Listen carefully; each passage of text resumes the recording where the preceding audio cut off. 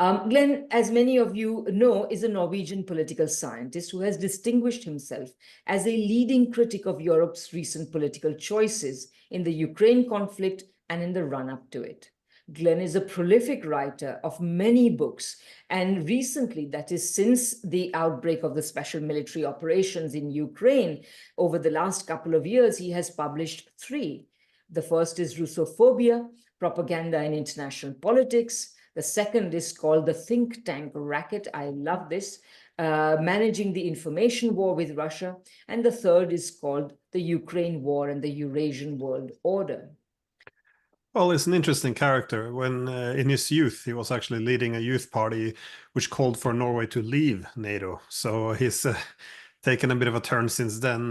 He's also, obviously quite anti-Russian hawk, but he's quite ideological in his mindset. As we see from his speeches, everything is a struggle between good and evil.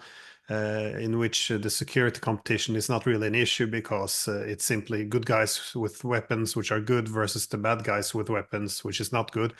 And the problem of having this good versus evil view tends to be that diplomacy is perceived as him as being dangerous because it legitimizes Putin. Negotiations is a reward for Russia, or an appeasement with all these comparisons to the 1930s.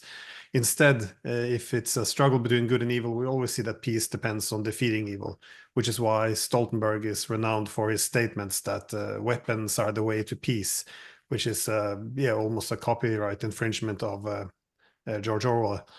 Anyways, he was our prime minister, and what is interesting that he led then Norway when we were bombing Libya, and there was some interesting controversy at that time because he was reaching out to the Swedes, which weren't part of NATO then, arguing that this was a good way of it was a good exercise for the Air Force to be able to join in on this bombing campaign. He later tried to correct this statement, but overall, this is this is a very warlike prime minister.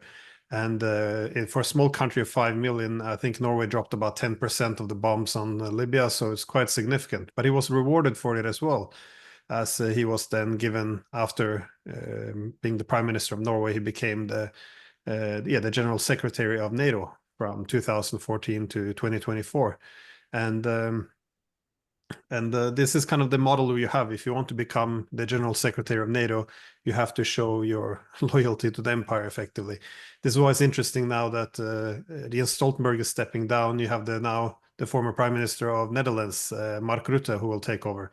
And again, I follow the Dutch media quite a lot as well, as I'm also dual citizen, I'm also Dutch citizen. So, and there the Dutch media says the same, that in his last months, his main objective was then to give full support to Israel, be very hawkish on Russia, and of course join in on the bombing of Yemen. And this was described in the Dutch media as him getting himself and his own people into these international institutions, the Atlantist, so NATO, obviously, with the NATO Secretary General post being the top position.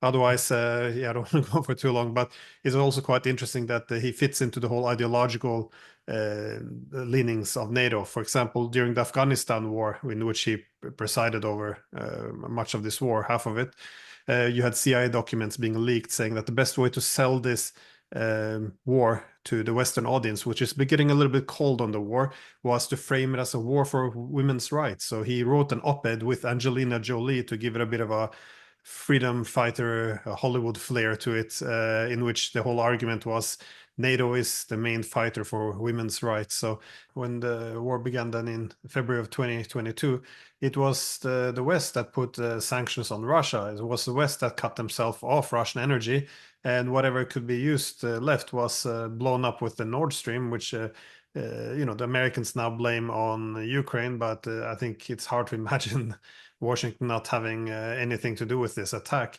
So, but also this idea of using economic connectivity for coercion.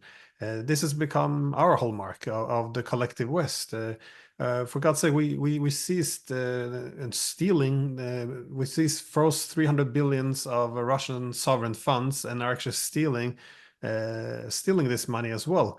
And we make all these moral arguments, but of course, well, imagine the rest of the world beginning to steal American sovereign funds and give to any of the countries it invaded. So it's completely absurd. Same as with China. There used to be sanctions on China and argue that, they have human rights abuses, so this is what we have to do. But now it's pretty much out the window. They're speaking very openly about the real purpose. They're saying very clearly, we can't compete with the Chinese anymore.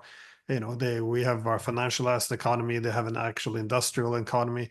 We have to effectively begin to sabotage them if we're going to be able to win this economic war.